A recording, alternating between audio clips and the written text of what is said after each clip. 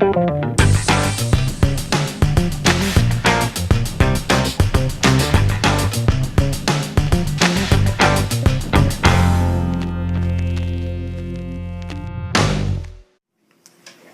you to Charles Lindbergh for hosting the best game of hide-and-seek in the world. Wow. Thank you to Al Capone for not killing my wife and children. Thank you to the 18th Amendment for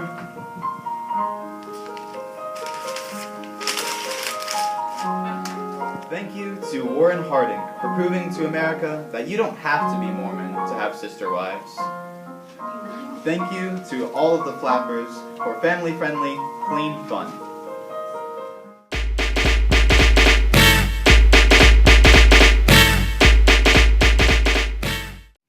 Next, we have a very intimidating man, the biggest, the baddest, the richest, Al Capone. Folks, let's welcome him.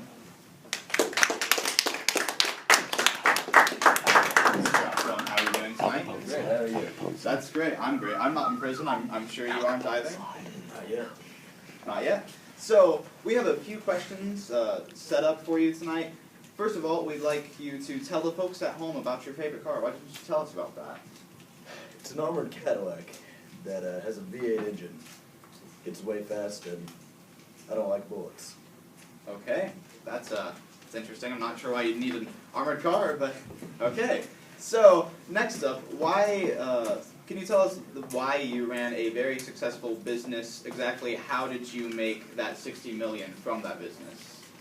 I'm just a people salesman, a practical promoter, giving them what they want. I supply a good time, and they demand it. Yeah.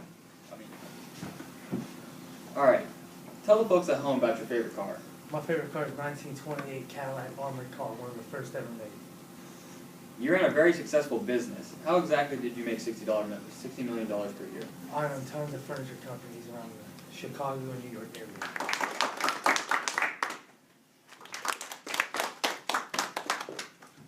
Mr. Ruth, how are you doing tonight? Great. That's just fantastic. Next up, we have some wonderful flappers here for you tonight. Let's give them a big round of applause. It's pretty weak. All right. Ladies, how are you doing tonight? Wonderful, thank That's you. just wonderful. So, we have some questions for you three as well. And first of all, we were all wondering, ladies, why have you chosen to protest fundamentalism? It's the 1920s, for crying out loud. It's high time that we stop letting the Bible define us as people. Amen, sister.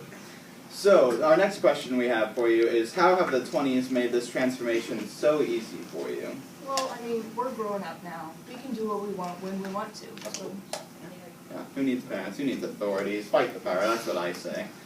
And we have one final question for you tonight, and that is, what do you have to say to your critics, like Billy Sunday and Amy Simple McPherson? Any thoughts? Well, I just gotta say, we basically do what we want, and we don't really care what other people think. All right, pretty solid answer. Thank you so much for being here tonight, ladies, and let's give them one more big round of applause. The 4 signature Chanel items. Oh, well, those items would include this little black dress, my ever-so-handy handbag, my famous designer perfume, House of Chanel, and my tweed jacket. Very nice. Put your guys' hands together for Coco Chanel.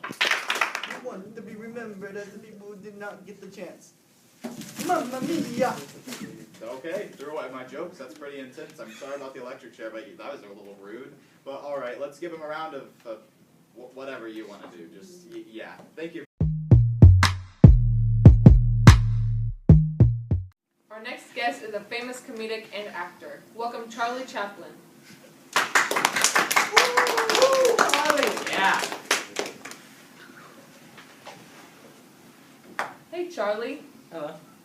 So how did you get your start? It started in a little play called Sherlock Holmes. I was Billy, the paper boy.